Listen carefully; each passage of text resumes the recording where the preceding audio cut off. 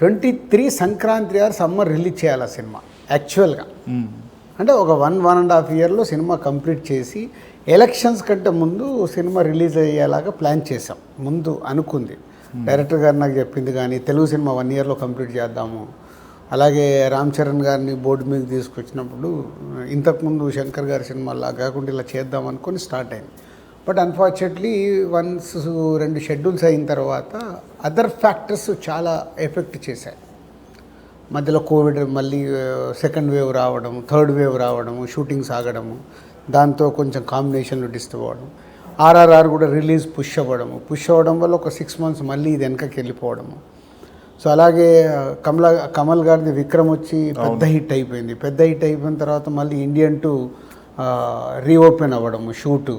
So reopen అయినప్పుడు నేను చాలా స్ట్రాంగ్ ఉండాల్సింది, లేదు నా సినిమా ఫినిష్ అయిపోయాక మీరు అది చెయ్యండి అనాల్సింది. పోతే ఆ పాయింట్ మేము అగ్రిమెంట్లో అండర్లైన్ చేయలేదు. అలా చేసి ఉంటే నేను చాలా సేఫ్గా ఉండేవాడిని. అది చేయలేకపోయాను. దట్ మిస్టేక్ అని అగ్రిమెంట్లో అది మిస్టేక్ జరిగింది. సో శంకర్ గారు కూడా తప్పలేదు, ఇండియన్ 2 ఆగిపోయిన సినిమా మళ్ళీ రీఓపెన్ ఆయన కూడా అవుట్ ఆఫ్ కంపల్షన్ చేశారు. అది బికాజ్ ఆఫ్ లీగల్ ఇష్యూస్ వల్లే చేశారు. ఒక్క ఫ్యాక్టర్ కాదు, అంటే కొన్నిటికి కర్ణుడి చావుకు 100 కారణాలు అన్నట్టు ఒక సినిమాకు ఎన్ని రకాలుగా జరగాలో అన్ని రకాలుగా జరిగాయి.